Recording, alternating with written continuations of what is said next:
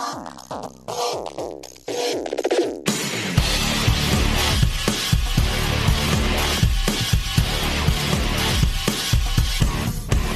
is a hero? A mythological figure, often of divine descent, endowed with great strength or ability? An illustrious warrior? No. It's a person admired for achievements and noble qualities, one who shows great courage. Welcome to the What's a Hero podcast, where we dive deep into what a hero is and what makes them that hero. I'm your host, Ken Frownfelter, and I'm going to be introducing you to some of the world's most likely and unlikely heroes. You may have never heard of them before, and they most likely have never met you. But they all have one thing in common. They are ready to do whatever it takes to help make you better, even if it means sacrificing everything for you. Let's get into it. Welcome to the What's a Hero podcast. I'm Ken Frownfelter, and this is episode 003, and we just finished up my last podcast was our Christmas special, and I hope you enjoyed it. If you got questions in regards to that or thoughts that you want to kind of add or change or say, hey, you could have done this, could have done that, I'm open to suggestions. I want to provide some of the best stuff on what our heroes are and who they are and what they do as best I can. So it really helps knowing what people, consider heroes. And then what I want to do is just really be able to introduce real heroes to you, which brings us here today, what we've got today. I've got a very special guest today, and it's a hero who does not consider himself a hero. And when I asked him to come onto the show, he said, well, I'm not a hero. I don't want to. Yeah, I know that, and that's the whole reason that you are a hero in a lot of people's books. I guarantee there's people that look to you as somebody who considers himself very heroic. So this person I've known for, I'm going on 7 years at a minimum, and we've both been doing the same job for the same amount of time. But we've been working together for about 7 years. And, there's those times that those people there are, they're incredibly funny, right? And then there's the same people that you're like, they're extremely serious, and you're thinking, how do they get to be, how'd they go from that very funny guy that seems to be all over the place to very serious and very focused? And, and this is one of those guys. So without any further ado, I want to welcome Jeff to the What's a Hero podcast. Hey, good afternoon. I thought it was fairly presumptuous that this is episode 003. So if you don't get into the hundreds, I'm going to be disappointed because you pre-credited yourself allotment for 3 digits in there. So you got a lot of episodes to go. Yeah, that's right. So Jeff, knowing that You're currently a police officer. That's correct. And you've been doing it for about 14 years, give or take? That's correct. I was with another agency in Arizona prior to coming here. Uh-huh. And then, but before that, you were United States Navy, am I right? I was a squid. I was a sailor, yes, sir. Yeah. And you did some stuff in the Navy that I want to get into eventually. But I want to go back even further before we even get to the Navy. That makes it sound like it's a crime, or I did something wrong. You did some stuff. We're going to get into You did that. some stuff. I feel like I'm being interviewed. Well, you're a guest on podcast, so that's what it is. So tell me about, not that kind of interview. We're going to have a good time, and a lot of people are going to, maybe see another side they don't know, or they're going to see the side that they do know, and they're going to be like, oh my gosh, I can't believe he said that, which... Those words are uttered daily around you, correct? Yeah, that comes out a lot. It's not usually in a complimentary form. It's usually some supervisor trying to figure out how they're going to justify or correct that issue. Oh, yeah. Who heard that? Do I need to get a lawyer? Yeah. Sort of stuff. Yeah. So okay, let's go even further back. I want to go back to pre-Navy days. Mm-hmm. Who is Little Jeffy? Oh, God. Little Jeffy never existed. I hope I was never called Little Jeffy. I get Jeffrey a lot. That's because you got in trouble all the time. Yeah. Got it. Yeah. But I think I resisted Jeffy my entire life that I can remember. outdoor kid. I mean, obviously because of age, but we had, one TV with 13 channels that you walked up to push the button on to change. And I don't think all the channels were ever even in there. So it's not like we spend a lot of time. Yeah. So you made the motion that you were just pushing the buttons on the TV. I'm thinking more there was a turn dial. They had the turn dial ones, but the nice ones had 13 buttons, and each number has its own button. Oh yeah. So when you push it, the button insets, and it doesn't light, but it has a little yellow ring around that button. So you knew what was. Yeah. Yeah. I mean, the TV comes preset. No one would ever have more than 13 channels. And my parents never wanted any sort of video game system. I was young, right in the cusp of Nintendo and first Atari and then Nintendo coming out, and a lot of my friends kind of got in that world, and my parents were not going to play that game whatsoever, and so I didn't spend a lot of time in watching TV or doing whatever. It was, riding bikes with my friends to the neighborhoods. I lived in a fairly, what's a larger town now, but smaller at the time, and was just kind of on the cusp of growing. So there was a lot of houses always being built. So we were the kids, playing in the framed houses, and kid falls and breaks his arm. You find nails, and that's what you're throwing at each other. Yeah. That was a lot of my neighborhood, and I roll my eyes now because I'm raising kids of my own, and we would get on the bike and ride down the railroad tracks through the canal for 4 or 5 miles to go to 7-Eleven to buy, a big hunk of the Slurpee and bring it home, and thought that was the greatest thing. And now if my kid wants to walk a block down to the convenience store, I'm like, no, I'm going to go with you. I don't. Yeah. You can't go by yourself. That's exactly. So that was all. A lot of it was just the curfew of come home when it's dark. My parents never even really gave me a time per se. Usually it was just like when the lights come on. Yeah. If you're not in the house by the time I look out the window and it's dark, then you're in trouble. But other than that, we just kind of rode the neighborhood and had fun.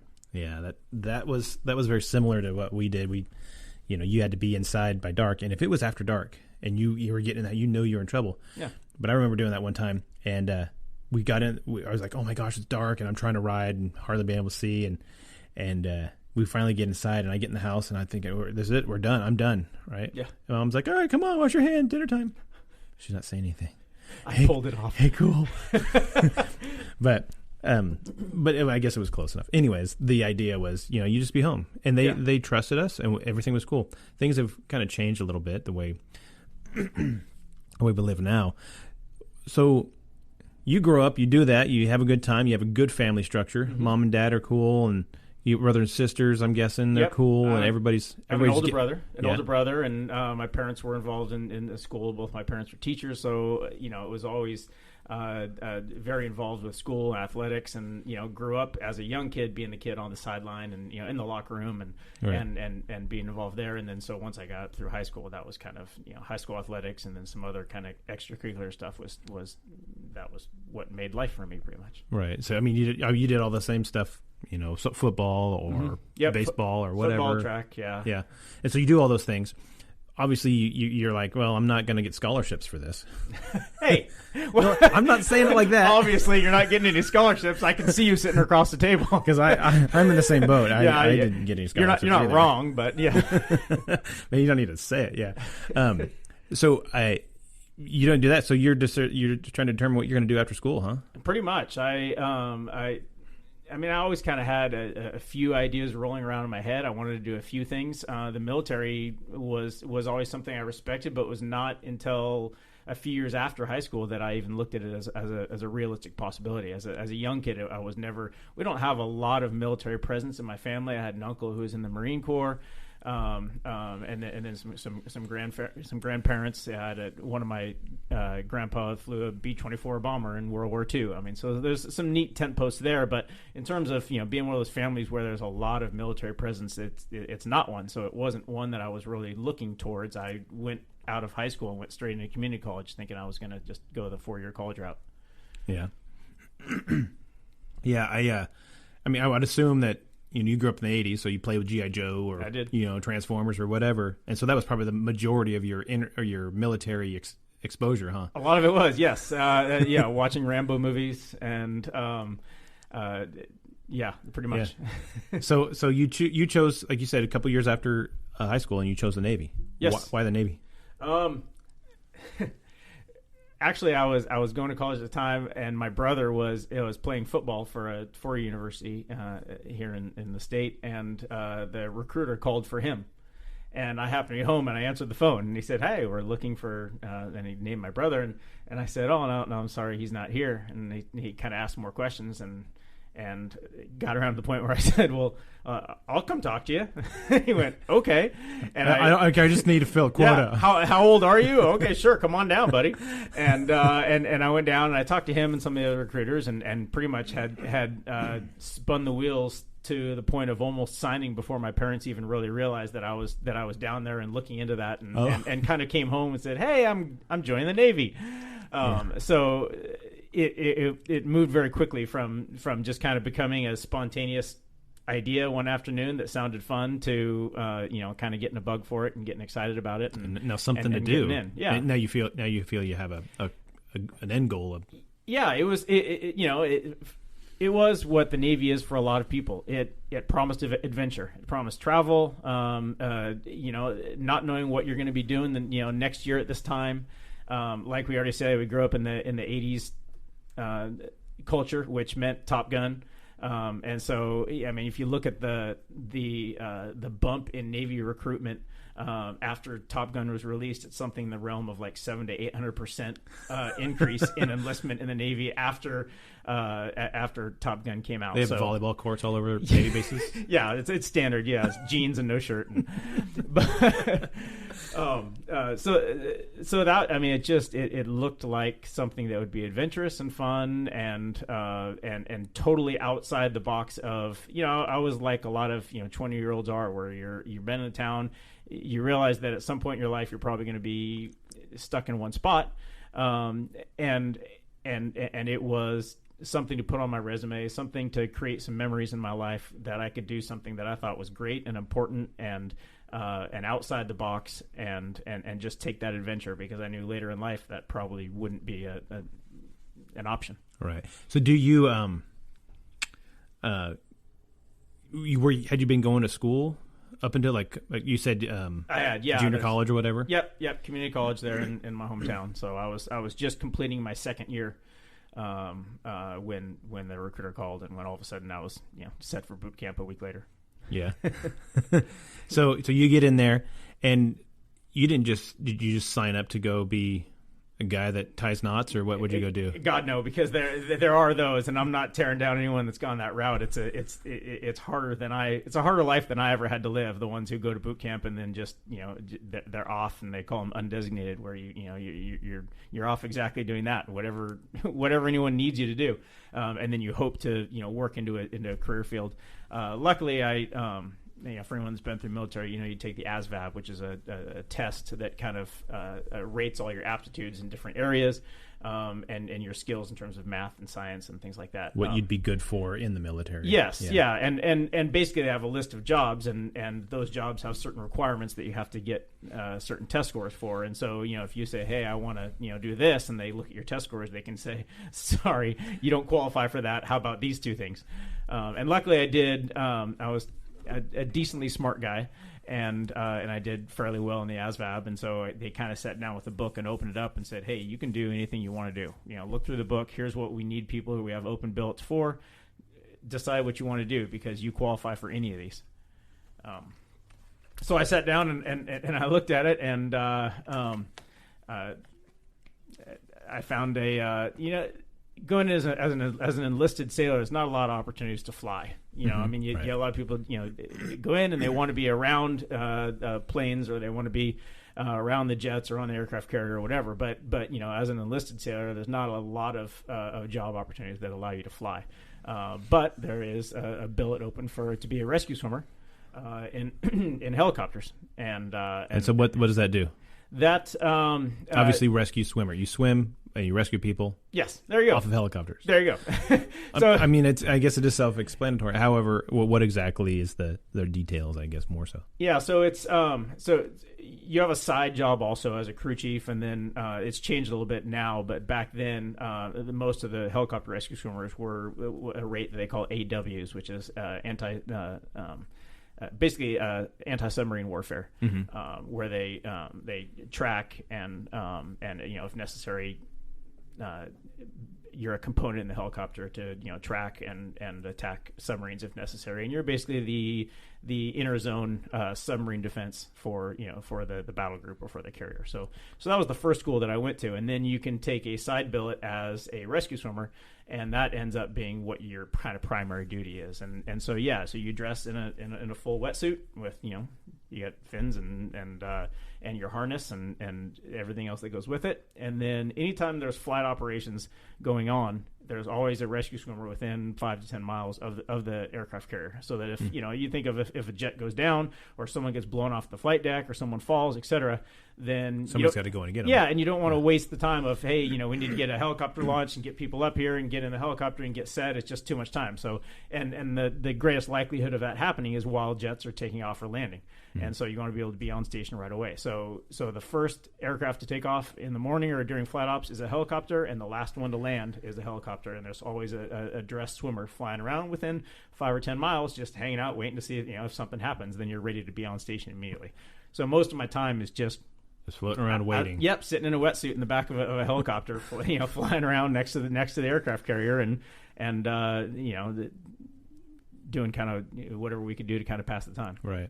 So, did you actually get out and get to do some rescuing, or we did? Is it more or less okay? Well, I was always just there, but I never got to do anything. No, there are a lot of hours of that. I have over 1,000 hours flying around in an H-60, which is it's the Black Hawk helicopter, but there's a Navy variant of it that just kind of has some different avionics. And certainly the majority of the hours are flying around, talking, laughing about whatever in the helicopter. There are some times where we've had people that have medical emergency on other ships, and we can pick them up and either bring them to the aircraft carrier or out to land if we're closer, or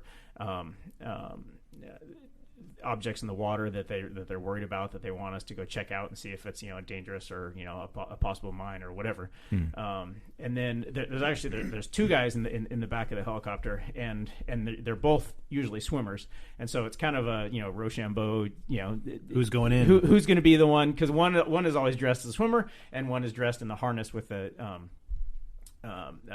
to basically operate the harness and to operate the helicopter from the crew chief position in the back. And so myself and a buddy of mine who I had been on a couple tours with did a flight back in 2003 2002. And I was actually operating as the crew chief that day. He was in the wetsuit, and we had an F-14 that landed on the carrier, and actually the tail hook separated, but it had decelerated enough to where it couldn't brake and slow down and stop still on the deck, but was going slow enough where it was not able to bolter and take off again. That gray middle. Exactly. Yeah, not enough airspeed to take off, but not slow enough to stop before going off the edge. So it went off the edge of the carrier, and both the pilot and the RIO ejected.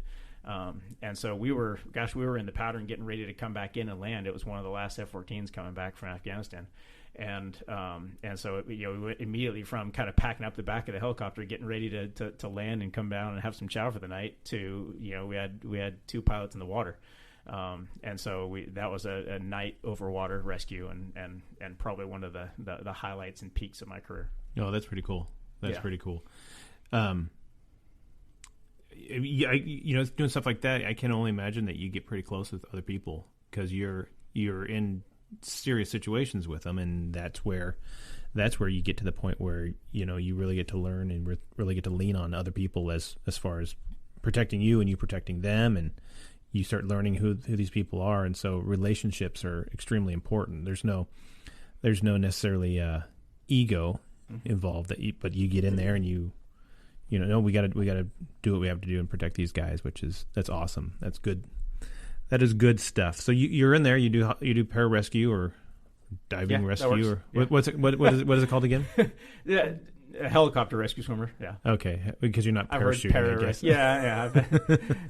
They all kind of blur in there. There's each from the Coast Guard to the Navy to the Air Force. Everyone kind of has their own division of a similar job. Okay, so you do those, and then when did you get out of the Navy? I got out in 2003.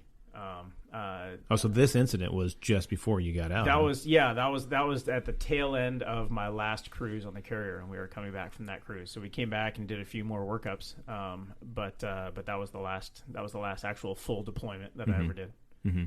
And so did you get an education or anything in the Navy, or did you? I didn't. I had my first 2 years. I mean, I went through a lot of classes for anti-submarine warfare and stuff. That was like 26 weeks of training there. But it's funny when you come back and you go back in college and they say, oh, you can have college credit for that, and I go, okay, well, I can tell you about the characteristics of submarines, but I don't know where that really applies in my next degree. So I had some credits from that, but mostly when I got out, I had my 2 years of college from when I first went in, and then had 2 years more to go. So once I got out and I had my GI Bill and we moved to a town in Arizona, I picked up on a 4-year university and picked up kind of where I left off. You finish it up and your degree and all that good stuff? I did. That's actually kind of an interesting. Is it like underwater basket weaving? Why? No, my degree is in criminal justice with a minor in biology, and that's kind of that interesting why in my life, because I kind of always wanted to do two things when I was younger. I wanted to be a veterinarian. I like animals, and I wanted to be a vet, and I wanted a degree in biology and maybe to explore that. And I possibly wanted to be a cop. I was interested in law enforcement, and I wanted to go that route. Right. So when I went back and started school again, I started into all of my biology and my science classes, and finished my first semester and sat down with the advisor, and he said, "Okay, well, you know what, you want a degree in biology and maybe go pre-vet?" And I said, yes, I do. And he looked and he said, "Okay, well, judging from the credits you had beforehand and where you're at now, you're going to need one more math class." And now I'm rolling my eyes. I'm going, God, I've been in the Navy. I've been in the Navy for 5 years. I mean, if you think about college level math, I would have to go back and retake the last three classes that I've already successfully passed just to catch up to where I was knowledge wise to be able to do the next class. Otherwise, I'd be totally lost.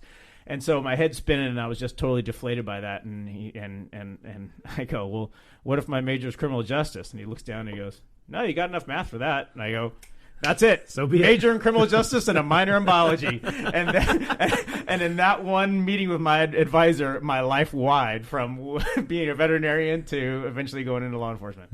So I think I was the only person that's ever graduated from there. Who knows? That's not verified. But with a major in criminal justice and a minor in biology, I had to ride my bike on campus because those two classes were so far apart from each other. Yeah, no one does both of those things. Hey, nerd, why are you wearing a lab coat? Exactly. I'd go to criminal justice classes on one hand, and then it's easier to hide my gun in my lab coat. I'd go take science classes, so it was weird. Yeah, no, I remember I was, you're watching Top Gun and all these, shows with jets, Robotech, in the 80s, Yep. And I was like, I want to fly jets. That's all I want to do, and I think that was the coolest thing.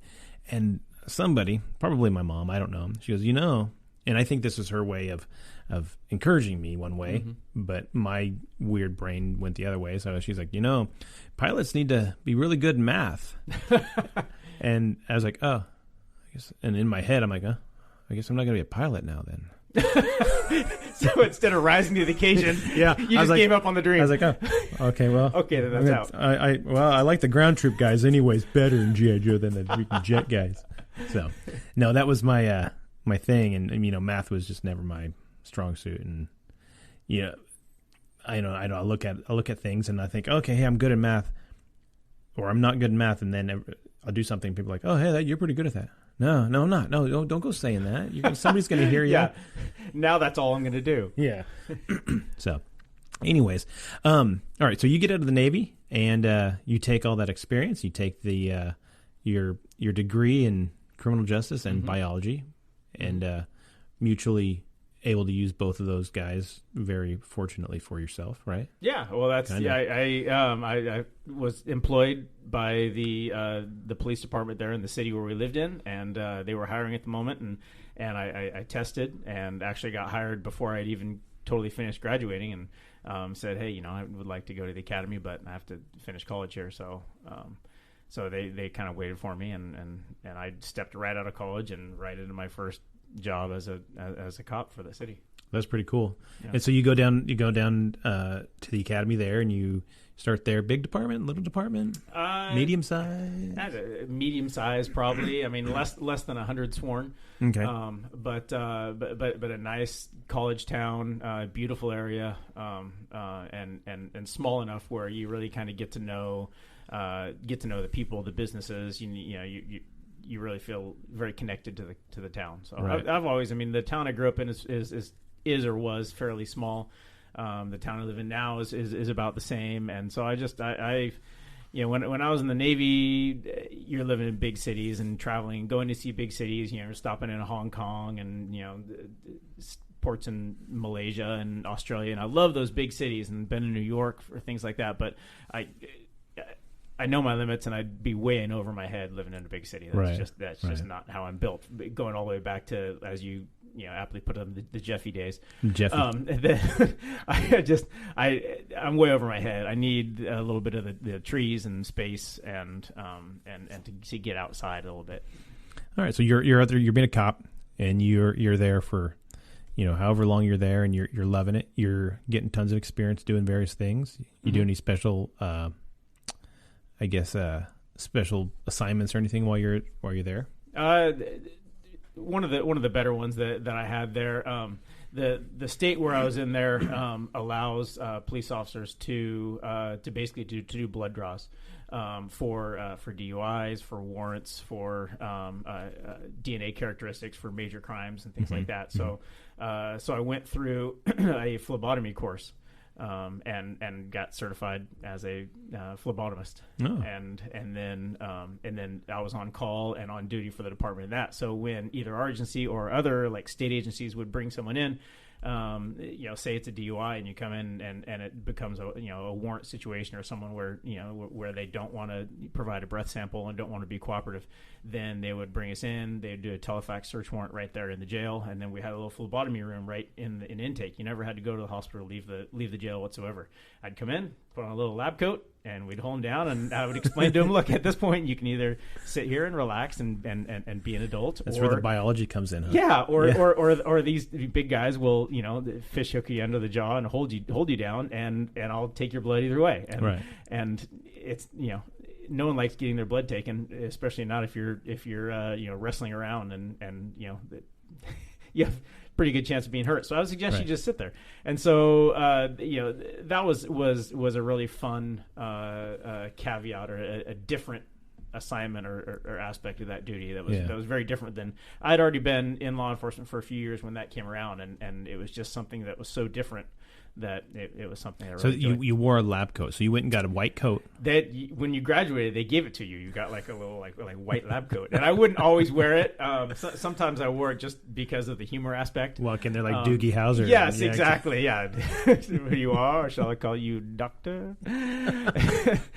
and so it was just that was more for humor, but It was a different part of the job, and it was something that I look forward to and I enjoyed. Yeah, that's pretty cool. That's something that everybody gets to do, and you'd think about, hey, I'm not. We can easily say, I'm a cop. I'm not a phlebotomist. I don't do that. But you can easily say that, so that's kind of cool. So you get in there, you're doing that, and you get to the point now where you're looking at changing departments, and you move from Arizona. Yeah. And you pick up your whole family, you move to Arizona, or move from Arizona, and you get a job at another smaller department, medium-sized department, less than 100. That's fair, yeah. And good job, bad job, what do you think? Well, that's that as you know, that fits both those categories sometimes in the same day. Right. So great job, great city. I'm very, I found that this job in law enforcement is more or less the same no matter where you go. A lot of law enforcement officers will lateral to different agencies or different areas, always kind of looking for the perfect environment or the perfect agency or the perfect people to work with or whatever. And after a while, you kind of find that the job itself is essentially the same, and you're going to have the great people and the people that you avoid, and where you can shop, where you can eat, where you can, and the pitfalls of the jobs and the peaks of the job are going to exist wherever you are. So just like I tell my kids all the time, happiness and contentment are choices.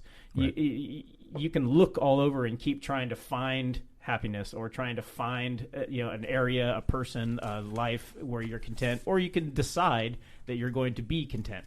You can make a decision that you're going to be happy, and you can make a decision that you like being where you're at. And so and so once we got here, this was enough of what we were looking for, of why we moved to this state. There were things that the state offered, which is my home state, that I always knew I would return to. And once we got here and those were in play, then yeah, it's a great job, and it's a great town. So you get to be back somewhat closer to your parents? Yes. Because you said closer to your hometown and stuff like that. So yeah, I didn't necessarily want to live in my hometown per se, but I wanted to be close enough where it wasn't a major vacation to get there. Right. So now you live in an area, and you said growing up, you just like to be outside all the time. You just want to be outside. So you like to be outside now? Yes.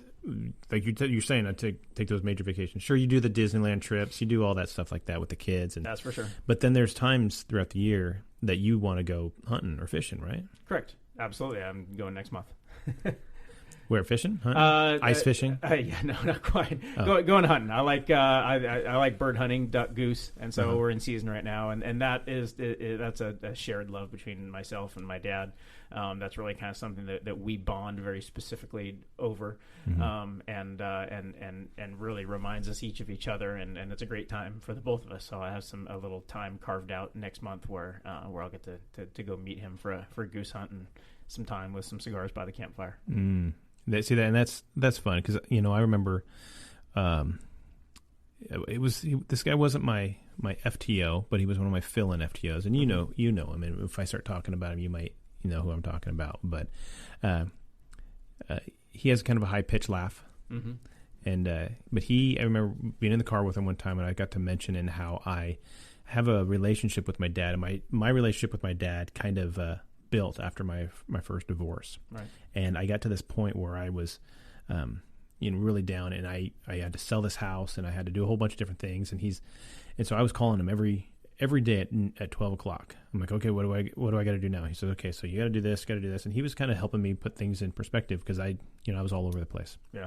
And so he as we're talking, we got fairly close, and years go by, and we maintained our relationship. It was good, and he invited me to go to an opening weekend fishing with him down at Lake Crowley, and this is down in California, kind of the eastern Sierra Nevadas. Gotcha. And I was like, yeah, I'll see. I'm not sure. And I was telling this guy, that was filling FTO for me. I was like, yeah, he invited me to go down there, and he goes, "Are you going?" I said, "Yeah, I'm just not sure. I might. I'm going to look at the timing." And he stops, and he goes, "You have to. You need to spend that time with your pops. It doesn't matter. You make time. You cut time out for your pops. Yeah. Doesn't matter. How long is your pops going to be here?" Well, he lives somewhere. No, he goes on this planet. So he's not forever. And so this guy's very straightforward. Yeah. And he doesn't put up with crap. And so I said, you're right.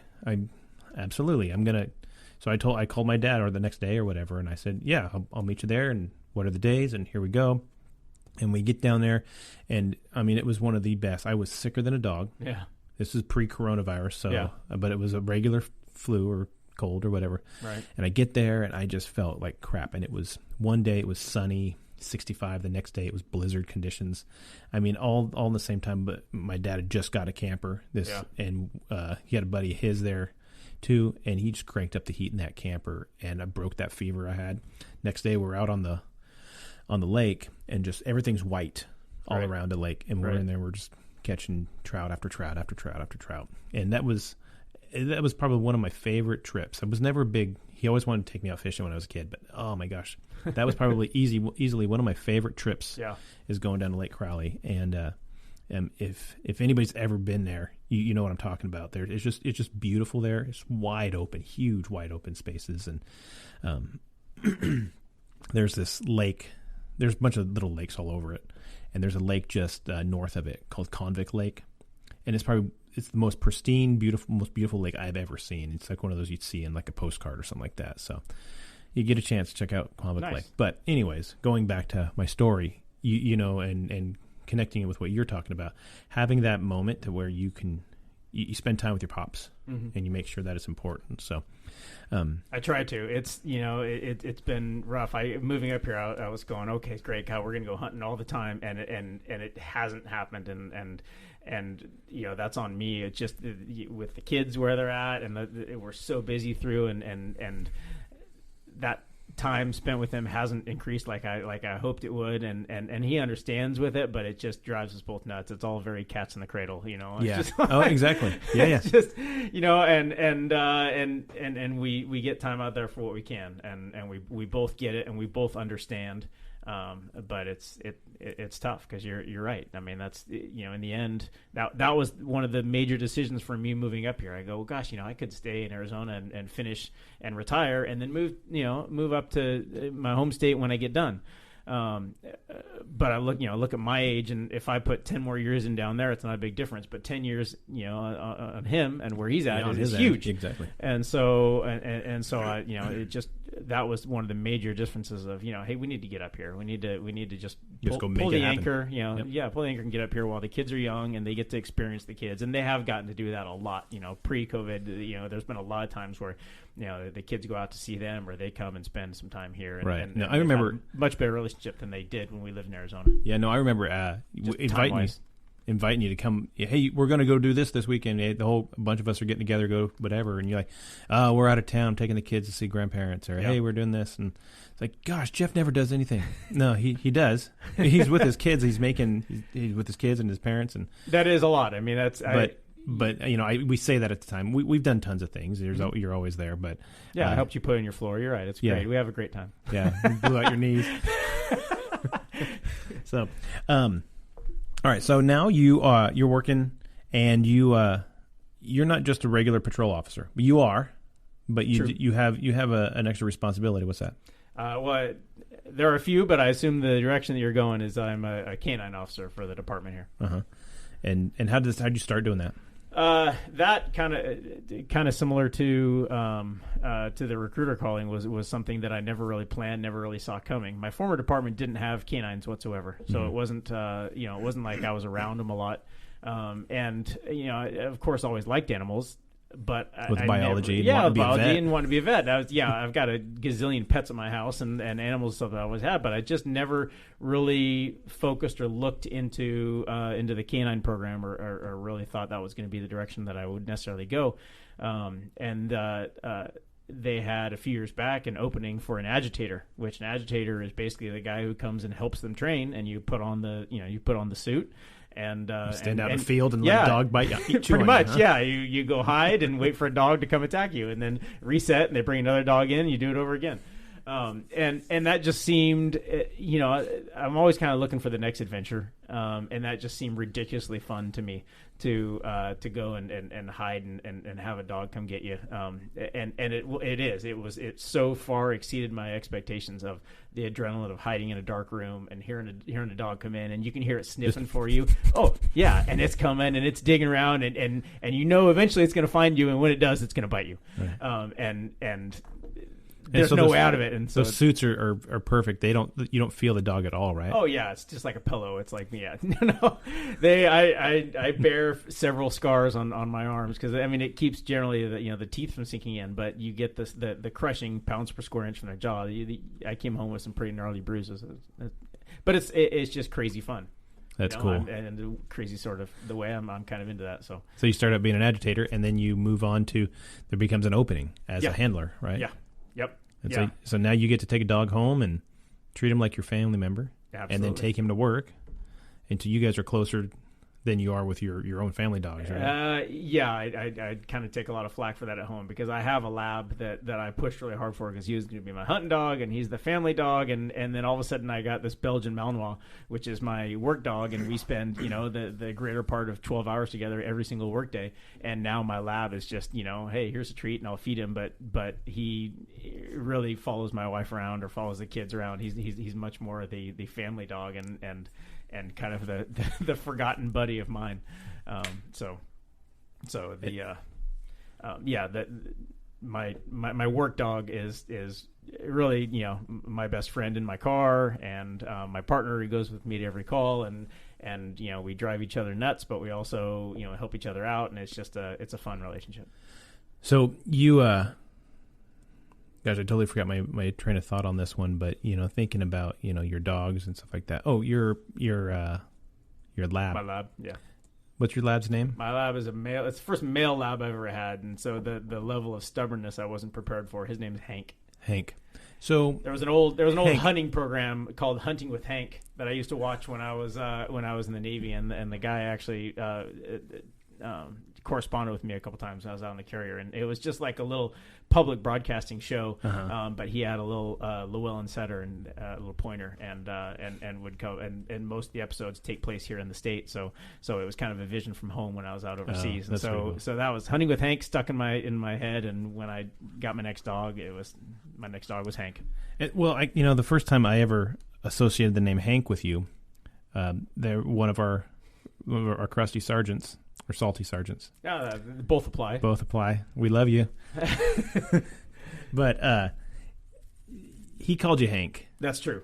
And if I remember correctly, you had grown this giant caterpillar mustache. It's fairly trimmed right now, but I have the one of the few superpowers that I really will admit to is the ability to grow a pretty decent mustache. I think I was a shoo-in either in law enforcement or as a firefighter, just because of the machismo of my mustache. Yeah, and so the mustache was in good, and I had pretty kind of high and tight kind of haircut. So yeah, he basically said that I looked like Hank in Me, Myself, and Irene, which is an old Jim Carrey movie. Because you have the mirror sunglasses that you wear once in a while. I do. Well, once in a while is exactly when I have some mirrored large aviator sunglasses, and they stay in my locker. They only come out when my mustache is in full form, full bloom. Yeah. So yeah, it's just not worth it to bring them out if I don't have the full mustache going on. So when that's out, the aviators come out too. Right. So, and I know that you honestly change your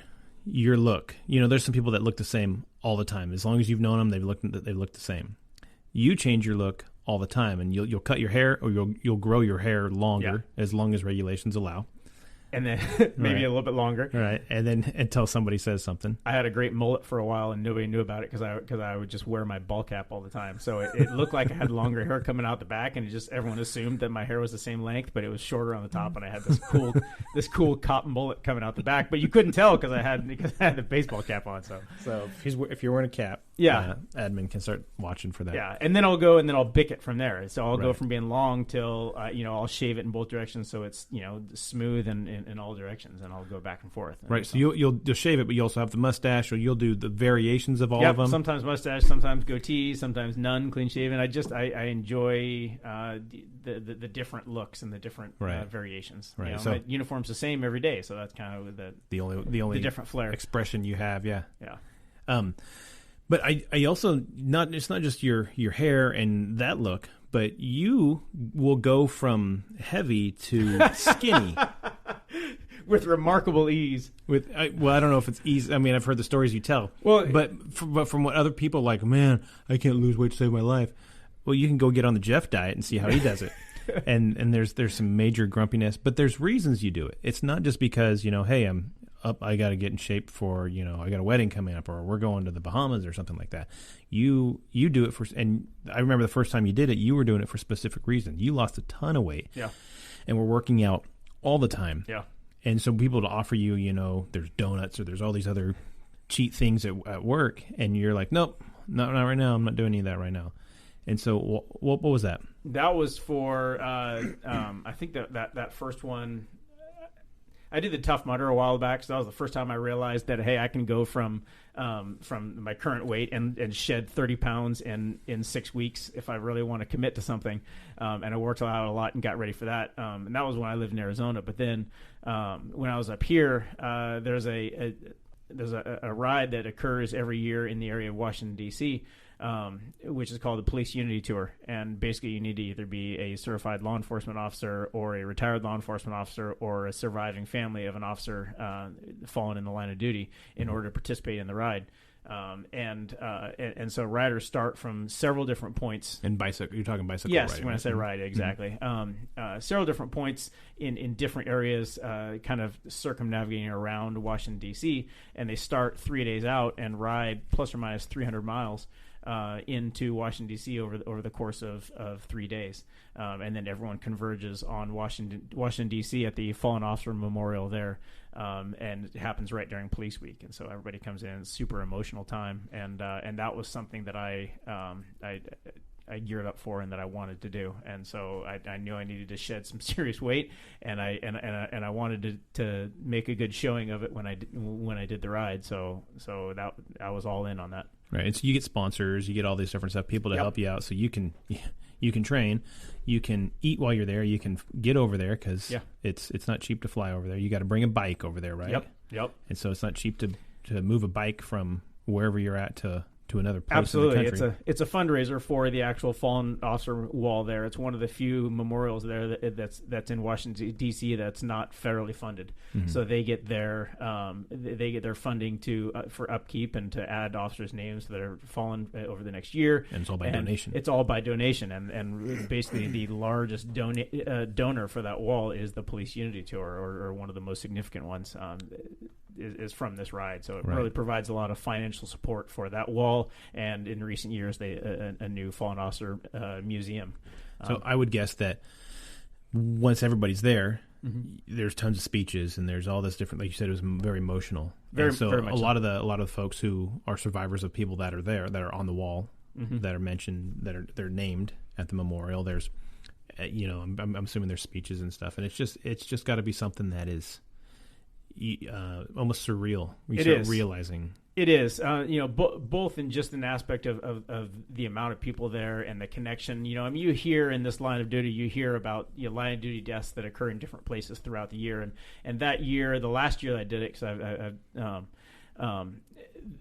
they had lost a chunk of officers, several officers in one incident in Texas, and so they're doing a candlelight vigil, and they're reading the names of the new officers that are going to be placed on the wall, and the families for those officers stand up, and they're one row in front of us. So here's your connection of officers and their families that have gone through the strategy and you've learned about, and all of a sudden they stand up, and the people that you heard about are sitting right in front of you. Makes it so much more real. Yeah, that's their family who's going through it. And so, super emotional there, and then emotional for me personally because I traveled and actually did that ride with a family friend who had lost his son in the line of duty. Right. So that was, and that's kind of what got it into me is he, and if we get to the point of what got me into law enforcement, that was one of the biggest inspirations for me is his influence as a family. And then when they invited, me to ride with them, now that I'm an officer, it was, there was no way I was going to say no to that. So I wanted to make a good showing, and I lost a boatload of weight. That's cool. I gained it back. Don't worry. Oh, but good. It's good. In the off season of riding, it comes back on super easy, and it's a great ride. Let me tell you, it's super fun. Yeah, I'm sure your wife liked this new guy for a couple weeks, and then she's back to regular. He's got some stamina. Yeah. All right, so you're there. You get to those emotional things where you're hearing these stories. You're getting to know these people who every life is what it is, and I want to go into a lot more detail about some stuff, but I don't want this thing to draw out. So people are like, oh my God, all they do is talk so much. Yeah, but that's I guess that's what a podcast is, where you talk and that you get to listen. Well, so that's the cool part. But camera, because if only they could see me, they'd stay forever. Yeah. I don't know if that's true. I don't know. But what I would like to do is maybe invite you to come back at another point. We can go into some more detail about, like you said, what really got you into law enforcement in the first place and stuff like that. But so what I want to do is I want to go to a point here where I've got some questions I want to ask you. And this is the What's a Hero podcast. So, a couple goofy questions. What is a hero for you, and do you think they exist? They absolutely exist. Heroes aren't necessarily the big strong character that makes the great leaps, and those people certainly do exist. You see the examples in the military where people have made great strides, or the and I'm sorry I can't remember the exact base or the detail, but basically the base down in I think Texas where the guy was trying to drive into the base, and it's kind of a terrorist act, and the guard lady, the master at arms or the police military policeman, took some rounds but was able to erect the barricade before he got in. Right. And that's those are the obvious examples, and was it absolutely was it Hood? It might have been Hood. Fort Hood? Yeah, Fort Hood took a lot of, has certainly had its share of tragedies. But yeah. I don't want to commit to it because I don't know all the details, and I don't want to distract from it because I don't know those. But in a very real sense, you had someone that was there to go in and take as many lives as they could, and here's someone who spends their entire day in a at times monotonous task of checking everybody that comes on base, and all of a sudden in a split second they go from what is day in day out probably a very boring job to making a split second decision and fighting through the fire to save the lives of other people, and even in the face of being injured and or mortally injured, still continuing to fight. And preventing that person from being able to get access to the base. That's just right. that's the most obvious hero. So I guess I kind of answered my kind of next question. So what makes a hero a hero? Like you said, the guy, he's just doing a job, and then he's making sure others stay alive. Yeah, but that's where I was trying to go to, is that there's no really one definition. That's the obvious definition, but you get it's not necessarily the big, strong, the Supermans and the He-Mans, you Captain get Americas and stuff. You get people that see people that are hurting that will stop and offer a hand, or someone that sees like I said, I have a heart for animals, so someone that sees an abused or neglected or an animal that's hurting and stops to take care of them, or someone that has fallen somewhere, and instead of driving by and calling in that, hey, looks like there's a guy on the ground, they actually stop to go over and make sure they're okay and pick them up and make sure they get where they're going. Right. There's those people can be heroes in that moment, and they always, you go back to the little starfish thing of all the starfish on the beach, and if you throw one back in the ocean, are you really making a difference? Well, yeah, for that one starfish you are. Yeah. And in that one moment, someone that maybe doesn't make a life career out of a job that people would think would be heroic, every person can be a hero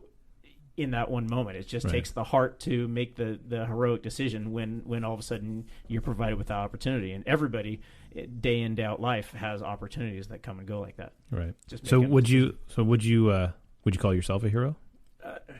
Now this is the hard part, because you don't want to sound too arrogant. No, I don't think so. One of the shirts that I wear from the police union tour says I'm no hero, but I ride for them. To be labeled a hero is not something that necessarily everyone would agree at one time. You can be a hero to one person and no one ever really know about it. There's been houses where I've gone into and made a difference for one person, and that one person might look back on me for the rest of their life as, wow, he made a real difference. And I have some people that gave me some tokens of appreciation that I have hanging in my garage, and so I made a difference to that one person. And no one else may ever know about that situation existed. So right. So being a hero is not a popularity contest. Everybody doesn't really need to know it. It's just making a difference for one person, and as long as you're a hero for that one person, everybody, a parent, a teacher, Right. It fills that role for people at any given time. Right. You think about it, and you don't want to say, "Well, I'm a hero. I'm walking around. I'm a hero. I wear a cape all the time, and all blah blah blah." And that's not. And we all know that. Anybody that I wish I could wear a cape at work. That would be awesome. I would totally rock a cape. I would bring the aviators back and keep put your my cape underwear on the inside of your pants. Yes. We'll go with that at least. What underwear? So I mean, anybody with that has that mindset of serving others, of putting putting that themselves out there for others, so they can live, and so that there can be goodness in the world. And making sure that other people can live their life and live that with happiness. Like you told your kids, happiness and contentment are choices. Yeah. And it's a choice that these people want to make. I want to be happy and I want to be content. And sometimes they just need help. And that's where people like you come in, where you're able to, be there for them and keep out some kind of negativity, some kind of evil. And just like you're talking about the guy that was in at this army base. Which I think it was a female. I seem to remember that it was a female. This hero who was at this military base, and and they go and they kept this person from hurting others, and they, what did they leaned in. They put themselves. Edmund Burke said, yeah. The only thing for evil to succeed is win. for good men to do nothing, right? Yeah. And so you just wake up in the morning and you're going to work, going to another job, and that's your mindset, right? Yeah. You never. I mean, that's why I like this job. You never know if it's going to be a great day or a terrible day, or if you're going to have 2 calls or 200 calls, or what's going to happen in the next 2 seconds. I mean, that's what attracts me to the job is that I show up for work and I don't know what that day is going to be like. Right. But so many other people do that. A mom wakes up and she's got her kids and she never knows if it's going to be a great day or they're going to be sick or happy or if they're going to, trip and fall and hurt themselves and whatever. Yeah. And they're there to look after them. I mean, think of I think of a child when they're born and they can't move from where they're at on the floor or on the table unless you come pick them up and feed them. And so, every time you pick them up and you feed them and you put them down for a nap and you give them clothes, you're a hero to that child who can't live without you. So all those roles are heroic for that one person. It just boils down to serving others. Yes, it boils down to being that there for somebody else. And I mentioned these before, and I mentioned on my first podcast with Mark Ledlow, where I said that the joy or the reward that you get from serving others is unparalleled with anything else. Yeah. Because it may not at the time you're like, oh, I don't want to do this, but you go out and you serve others and you be there for other people. It makes a huge difference. It makes an absolutely huge difference. It does, and it's intrinsic. It has to be something that you feel good about, whether there's fanfare or not, whether there's a thank you or not. I mean, whether you're getting paid or nothing. Yeah, exactly. I mean, I always think back to my dad saying, integrity is making the right choices, whether someone's watching you or not. Right. And even when someone's not looking, and that's what it just, you have to have that sacrifice and that heart. Where you're making the right choices and you're doing what needs to be done, whether anyone's going to find out about it or not. Mm-hmm. Exactly, because and I mentioned this before too. It's that small pebble you throw it in the water. It's going to make ripples. Yeah. Are those ripples going to? Are they going to be pushing that sailboat to land to make sure it's safe, or is it going to be something that's going to? It's eventually going to have an effect on somebody else in another way. I feel like we need to be keeping a book of metaphors here. We could because I watched yesterday I watched It's a Wonderful Life, and the whole thing. If you weren't here, what would happen? Where would everybody be? Yeah. Right. So you can boil it down to that. So last question then. When it's all said and done, and the curtain's fallen, and someone's delivering your eulogy. Oh God. And then they say, you know what? I'm going to bring Jeff back for 1 minute. You get the final word at your funeral. What would you want to say? It would really be an assortment of thank yous. I think we are all indebted to each other for our role in life and for what we've been blessed with and what we have. And so it would be an opportunity to go around and have a personal thank you with everybody in the room. It's not that I hope that in my life of service I've made a positive effect on other people's lives.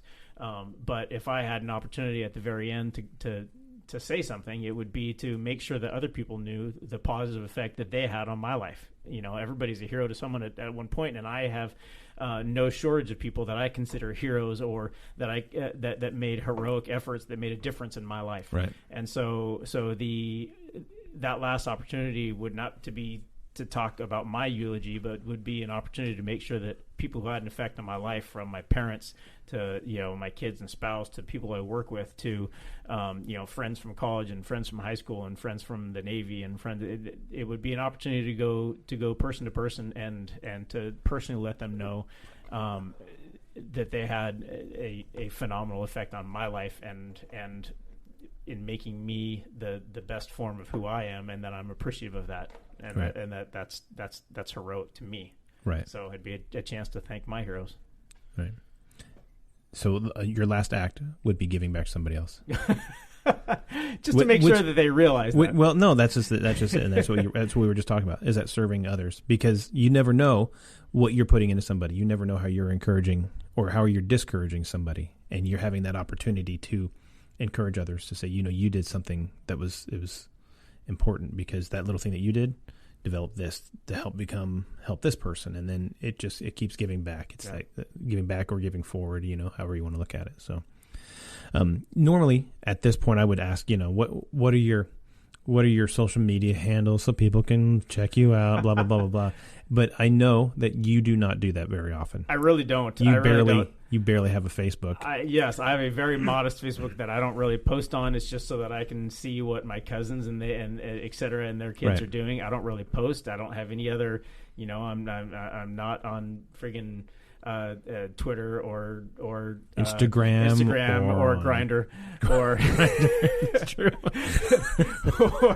or any of the others. But, at least any profiles that I let you know about. But it's or that you even know about yourself. That's fine. Yeah. It's just, we go right back to that kid with 13 channels on the TV. It's, I have an iPhone 5 that I'm pretty broadly laughed at for, and it's only because I graduated from a flip phone because I wasn't able to do group text when we were trying to stay off the radio.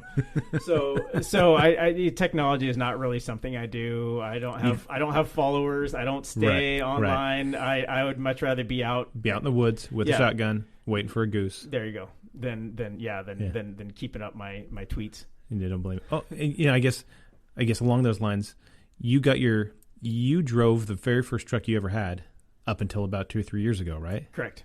Yeah. And that was 1978 GMC camper special. And that was your daily driver. That was it. I got like 7 miles a gallon. I drove that every day through all of Arizona, and then moved from Flagstaff up to here in that at like 6-7 miles a gallon. So driving through Nevada with 2 gas tanks and just flipping tanks when it got too low and refilling every couple hours, and that was it. I had roll up windows and a cassette deck, and you still had a bunch of tapes. No too, AC. Oh yeah, well my current truck has a cassette deck, and I still have all my old tapes. So yeah. So if you go out in my truck, parked out in front of your house right now, there's a Top Gun soundtrack on cassette deck, on cassette tape in there, and there's I don't know, an old Weird Al tape, and a few mixtapes, and a Sir Mix-a-Lot Swass tape, and a Fresh Prince, DJ Jazzy Jeff and the Fresh Prince, and anything from the 80s and 90s. And In This Corner is in there. Yeah, yeah, I think I could beat Mike Tyson. It's all down there in my truck right now. So. Yeah, perfect. So, all right, so you can find the What's a Hero podcast on Facebook, Instagram, Twitter. We've got a website called the What's a Hero podcast.buzzsprout.com. And if you have questions, if you have questions for some of my guests, if like I said, I'm going to bring Jeff back on here at some point, and I've had a great time talking with you, learning all about you. But there's got to be questions people have. So if you got a question and you want to know, either for him, for me, any future guests I have, they say, hey, find somebody that is a teacher or a nurse or a doctor or no lawyers. Okay, I know a couple lawyers. You're okay. You're pretty good. But if you have questions for police officers, firefighters, vets, anything like that, and you're just like, hey, how come, what made you want to do this, or why do you guys do that, or whatever the case is, send me questions. You can get a hold of me on Twitter. You can get a hold of us on Instagram and Facebook, and just post those in there, and we'd be happy to try to answer them for you as we go. And Jeff, do you have anything you want to add before we finish this up? No, that was. Thanks for having me on. I really appreciate it. I would, if anyone has questions or jumped in there, I'd be more than happy to address them either on here or give you the answers and let you feed them there later on. But yeah, no, it was a great time. No, it'd be great. I'd love to have you back, like I said, and look forward to seeing you on the Unity Tour next time. Yeah, it'll be a good time. I'm definitely going to do it again. There's a section of some of the guys I work with that are hoping to do it in the next coming years, and it's absolutely an opportunity I'm going to take again. It's pretty life-changing. That'd be cool. Very cool. All right. Well, ladies and gentlemen, this has been the What's a Hero podcast. Thank you so much. We will talk to you next time. Cheers. Bye.